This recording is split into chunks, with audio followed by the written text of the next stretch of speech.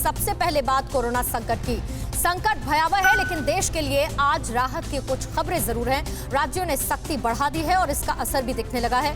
इसके साथ ही आपको बताएंगे कि अमेरिका के सबसे बड़े विशेषज्ञ ने क्या कहा। कोरोना से जुड़ी बड़ी खबरें देखिए टॉप 9 कोरोना से जंग। कोरोना के मोर्चे पर थोड़ी राहत की खबर है। पिछले 24 घंटे में देश में 3,66,317 नए केस आए, जबकि एक दिन पहले 4 लाख से ज्यादा केस आए थे। कोरोना से जान गंवाने वालों की संख्या में भी कमी हुई है। पिछले 24 घंटे में कोरोना से 3,747 लोगों की जान चली गई। एक दिन पहले 4,092 लोग महामारी के शिकार हुए थे। कुछ राज्यों में कोरोना के नए केस में लगातार गिरावट आ रही है। ऐसे राज्यों में दिल्ली सबसे ऊपर है। राजधानी में पिछले 24 घंटे में 13,336 नए केस आए और 273 लोगों की मौत हो गई। उत्तर प्रदेश में भी केस घट रहे हैं। राज्य में 24 घंटे में 23,975 नए केस आए, जबकि 294 लोगों की मौत हो गई। महाराष्ट्र, कर्नाटक और केरल में नए केस सबसे ज्यादा आ रहे हैं। महाराष्ट्र में पिछले 24 घंटे में 56,000 से ज्यादा नए मामले सामने आए हैं। कर्नाटक में 47,000 से ज्यादा और केरल में 41,000 से ज्यादा नए कोरोना मरीज एक दिन में मिले हैं। महाराष्ट्र में एक दिन में 864 लोगों ने कोरोना से जान गंवा दी, तो वहीं कर्नाटक में 482 लोगों ने। देश में कोरोना के केस कम होने के संकेत मिल रहे हैं, तो रिकवरी भी लगातार बढ़ रही है। पिछले 24 घंटे में देश में 3,53,580 लोग रिकवर हुए। महाराष्ट्र में सबसे ज्यादा 60,226 लोग रिकवर हुए हैं। यूपी में भी 24 घंटे में 34,000 से ज्यादा, तो कर्नाटक में 31,000 से अधिक मरीज एक दिन में ठीक हुए।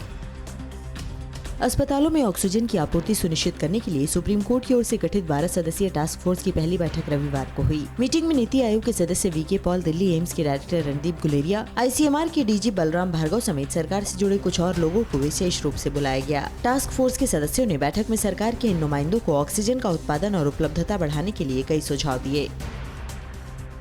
दिल्ली, यूपी और हरियाणा में लॉकडाउन 17 मई तक बढ़ा दिया गया है। तमिलनाडु, पुडुचेरी और राजस्थान ने भी आज से 2 सप्ताह के लिए तमाम सख्त उपाय किए हैं, जबकि केरल में 9 दिन का सख्त लॉकडाउन होगा। कर्नाटक में जारी प्रतिबंध भी 24 मई तक लागू रहेंगे। मिजोरम सरकार ने भी आज से 7 दिन लॉकडाउन लगाने का फैसला किया है।